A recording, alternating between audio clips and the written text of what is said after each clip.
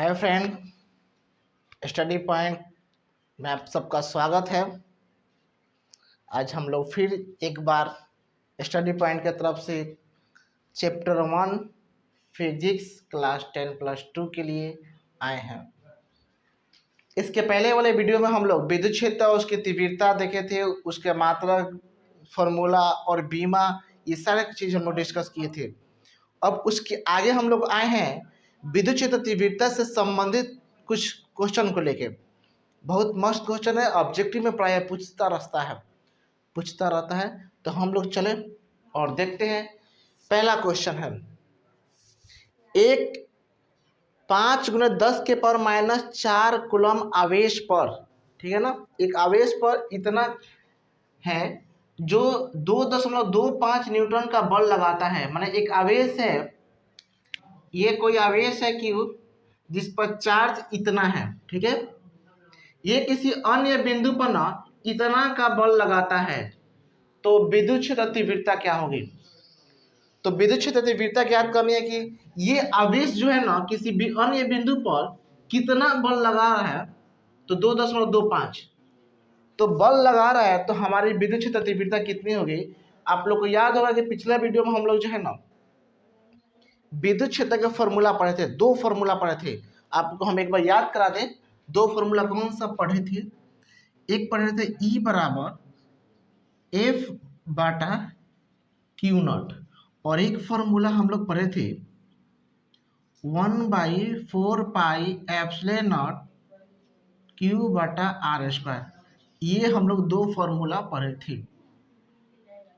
तो इस दोनों फॉर्मूला में से किसका उपयोग करना है ना, ये हम लोग को तय करना है। सबसे पहले देखें कि हमें क्या क्या क्वेश्चन के माध्यम से दिया गया है। करें कि 5×10⁻⁴ कूलम आवेश का मतलब है हमें ये Q का मान दे दिया है, ये वाला Q का मान दे दिया है, ठीक है। 2.25 न्यूटन बल मीन्स आपको तो पता है F का वैल्यू दे दिया है, यानी कि हमारे पास बल और आवेश का मान दे दिया है। तो बल और आवेश किस फॉर्मूला में यूज किया गया है? तो ऊपर वाले फॉर्मूला में यूज किया गया है, तो हम उस पर क्वेश्चन बनाने का प्रयास करेंगे। देखिए E बराबर F/Q,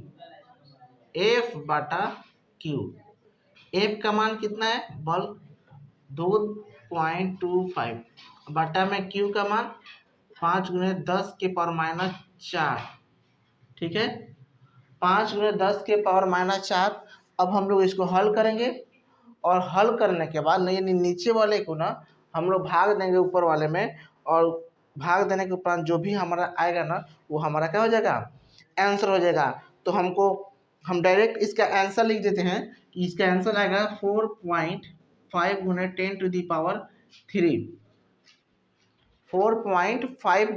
10⁻³ और इसका मात्रक यहाँ बताना है क्या होगा। चलिए बताइए तो जल्दी सा, इसका मात्रा क्या होगा? याद होगा, फॉर्मूला से बना सकते हैं, अगर याद नहीं है फिर भी हम लोग फॉर्मूला से बना सकते हैं। ध्यान से देखिए, F/Q, F किस में मापते हैं? न्यूटन में, और आवेश है तो आवेश किस में मापते हैं? कूलम में, यानी N/कूलम। ई रहा आपका N/कूलम। ये हो गया पहला क्वेश्चन। चलिए अब हम लोग दूसरे क्वेश्चन पे चलते हैं। दूसरा क्वेश्चन आपको शायद दिखाई दे रहा होगा साफ। दूसरा क्वेश्चन है, आपको हम बता दें, 15×10⁻⁴ कूलम आवेश पर 4.5 न्यूटन का बल कार्य करता है, तो विद्युत क्षेत्र तीव्रता ज्ञात करें, ठीक है। तो विद्युत क्षेत्र तीव्रता ज्ञात करें, यानी इसमें हमें Q का वैल्यू दे दिया है और N का भी वैल्यू दे दिया है। हमें क्या निकालना है? विद्युत क्षेत्र तीव्रता। जल्दी से विद्युत क्षेत्र तीव्रता का फॉर्मूला बताइए तो। चलिए कॉपी में से देख के नहीं, मन से बताना है सबको। विद्युत क्षेत्र तीव्रता का फॉर्मूला क्या होता है?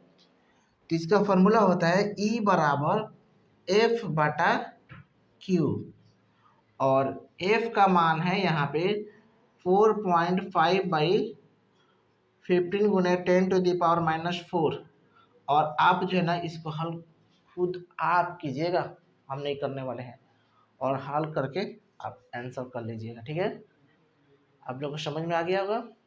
हम लोग आगे बढ़ते हैं। चलिए, तो विद्युत क्षेत्र तीव्रता से ये दो क्वेश्चन को हम लोग देखें।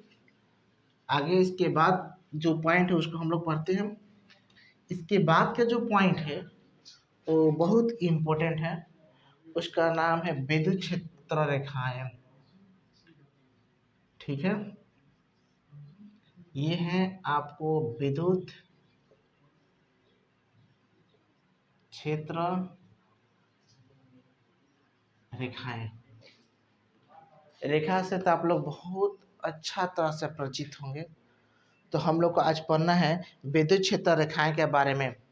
तो विद्युत क्षेत्र रेखाएं के बारे में पढ़ना है, विद्युत क्षेत्र रेखाएं से संबंधित उसके गुण को भी हम लोग को पढ़ना है। तो सबसे पहले हम देखेंगे कि विद्युत क्षेत्र रेखाएं किसे कहते हैं। तो चलिए हम लोग देखते हैं। विद्युत क्षेत्र रेखाएं हम उसे कहते हैं जिन रेखाओं के सहायता से विद्युत जिन रेखाओं के सहायता से विद्युत क्षेत्र को व्यक्त किया जाता है ना, उन्हीं को हम कहते हैं विद्युत बल रेखाएं या विद्युत क्षेत्र रेखाएं। हम इसके एक और नाम को लिख देते हैं, विद्युत बल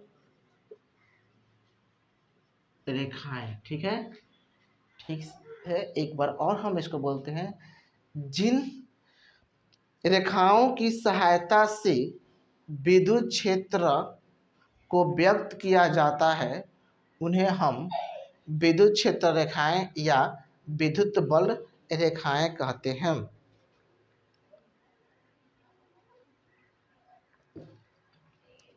तो हम लोग देखें विद्युत बल रेखाएं, तो डेफिनेशन आप लोग को बता दिए कि जिन विद्युत क्षेत्र रेखाओं के द्वारा मतलब रेखाओं के द्वारा विद्युत क्षेत्र को हम निरूपित करते हैं, माने उसको दिखाते हैं ना, उन्हीं को हम विद्युत बल रेखाएं या विद्युत क्षेत्र रेखाएं, दोनों एक ही नाम है। अब इससे हम लोग गुण थोड़ा सा पढ़ना है, संबंधित गुण के बारे में। तो गुण के बारे में हम लोग को पढ़ना है कि गुण कैसे होता है। तो चलिए एक बार थोड़ा सा ये कॉल आ रहा है, हम लोग देख लेते हैं।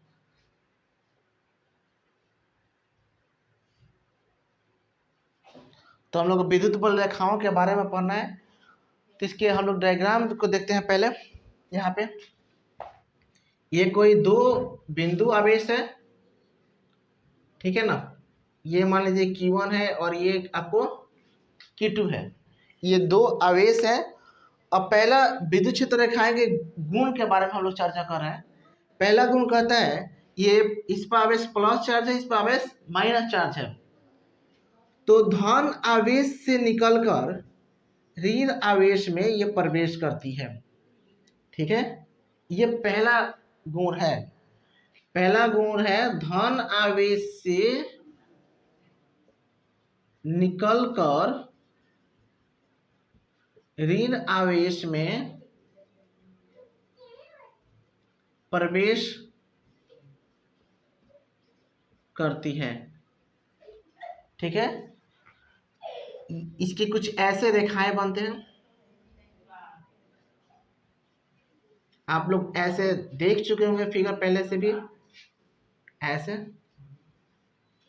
सॉरी, देखिए क्या बोले, धन आवेश से निकलकर, ये है आपको धन आवेश से निकलकर ऋण आवेश में प्रवेश करती है। ये विद्युत बल रेखाओं की पहली गुण है। इसके बाद हम लोग चलते हैं दूसरे गुण पर। दूसरा गुण कहता है कि ये अनंत से आकर ऋण आवेश पर समाप्त हो जाती है।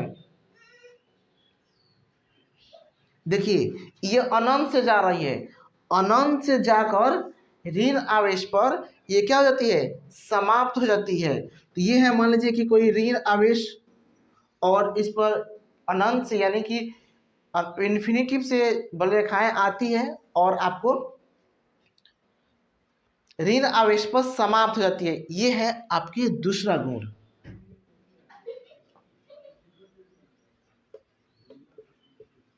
रेखाएं अनंत से आकर ऋण आवेश पर समाप्त हो जाती है। ठीक है, ये आपके दूसरा है।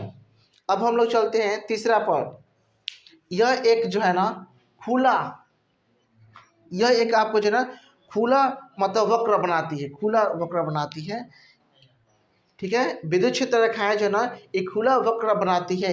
ये तीसरा है, ओपनली होती है, ये कहीं से बंद नहीं होता है, पूरे ये चारों तरफ से खुले होते हैं। ये तीसरा है, खुला वक्र बनाती है। ठीक है ना, देखिए ये आपको दिखाई देगा कि बंद होगा, लेकिन नहीं, ये खुला हुआ है वक्र, क्योंकि ये आवेश इधर से जा रही है और इधर से अगर इधर से आती तब तो ये बंद बनाती, लेकिन आ नहीं रही है, ये सिर्फ जा रही है, यानी सिर्फ ऐसे जा रही है, तो वन साइड जा रही है ना। अगर इधर से जाती और इधर से आती तो ये बंद वक्र होता है, लेकिन ऐसा तो है नहीं, इधर से जाती है और यहीं पर ये रुक जाती है, इसीलिए क्या है आपको खुला ये वक्र बनाती है। और चौथा है आपको, ये एक दूसरे को कभी नहीं काटती है, ये एक दूसरे को कभी नहीं काटती है। कौन? ये विद्युत बल रेखाएं एक दूसरे को कभी नहीं काटती है। जैसे ये आपको खींचा गया डायग्राम है, ये जो रेखा है ना, ये दोनों, ये वाला दोनों कभी एक दूसरे को आपस में नहीं काट सकती है। ऐसा क्यों? देखिए, जब विद्युत बल रेखाएं एक दूसरे को काटती है तो दो स्पर्श रेखाएं बनती है, और दो स्पर्श रेखाएं बनने का मतलब वह दो दिशा बनेगा, और जो इसमें दो दिशा संभव नहीं है, इसीलिए विद्युत बल रेखाएं कभी भी एक दूसरे को प्रतिच्छेदी नहीं करती है। ऐसा समझ में, ये दो दिशाएं बनाती है, जो ऐसा संभव नहीं हो पाता है, इसीलिए कभी एक दूसरे को ये प्रतिच्छेदी नहीं कर पाती है। इसीलिए जो है ना विद्युत बल रेखाएं कभी ऐसा संभव नहीं है कि वो एक दूसरे को काट सके। ये क्वेश्चन बहुत बार एग्जाम में पूछ चुका है, कैसे काटती है। तो ये आपको, मुझे आशा है कि आप लोग को ये चार जो है कि विद्युत बल रेखाएं के गुण आ गया होगा समझ में। विद्युत बल रेखाएं के गुण बहुत जो है कि बार पूछता रहता है, और ये तो खास कर पूछता है विद्युत बल रेखाएं क्यों नहीं एक दूसरे को काटती है। तो आप लोग इसको याद रखिएगा कि विद्युत बल रेखाएं एक दूसरे को कभी नहीं काटती है। अब इसके बाद एक छोटा सा पॉइंट आता है, विद्युत द्विध्रुव। इसके नाम पे कुछ ध्यान दीजिएगा, विद्युत द्विध्रुव यानी जिसके दो ध्रुव हों। एक ऐसा विद्युत जिसके दो ध्रुव हो उसको हम विद्युत द्विध्रुव कहते हैं। इसमें समान आवेश, माने क्या बोलते हैं, इसमें समान दूरी पे, माने समान दूरी पे एक दूसरे से समान परिमाण के विजातीय आवेश की निकाय को हम विद्युत द्विध्रुव कहते हैं। समान परिमाण के विजातीय आवेश को हम लोग विद्युत द्विध्रुव कहते हैं, और विजातीय का मतलब हुआ एक प्लस तो एक माइनस। ठीक है, ये दोनों विजातीय हुए, और दोनों प्लस प्लस या दोनों माइनस माइनस सजातीय आवेश कहलाएंगे।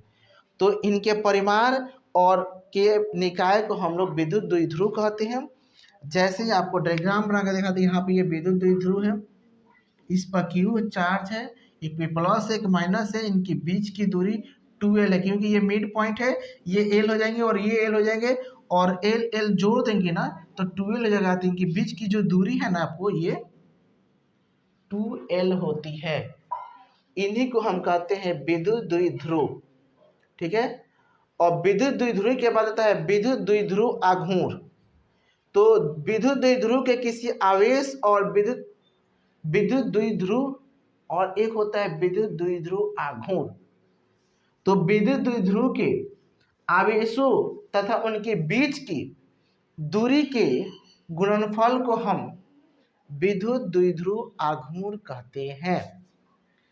फिर से एक बार, आवेश तथा इनके बीच की दूरी के गुणनफल को हम विद्युत द्विध्रुव आघूर्ण कहते हैं।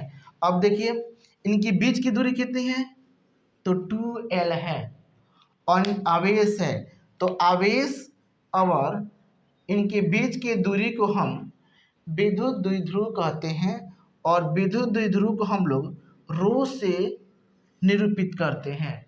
तो हो जाएगा एक फॉर्मूला, रो बराबर Q इंटू 2L।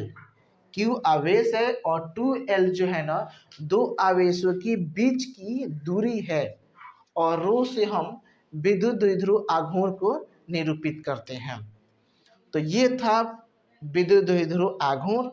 अब इसके आगे के जो भी पॉइंट होंगे हम लोग आगे वाले वीडियो में पढ़ेंगे। अगर आप लोगों को कहीं भी दिक्कत आता है तो आप लोग कमेंट में ज़रूर बताएं और अच्छा से अच्छा जो है हम लोग आप लोग को जो है ना बताने का कोशिश करेंगे। तो आज तक के लिए यही, जय हिंद।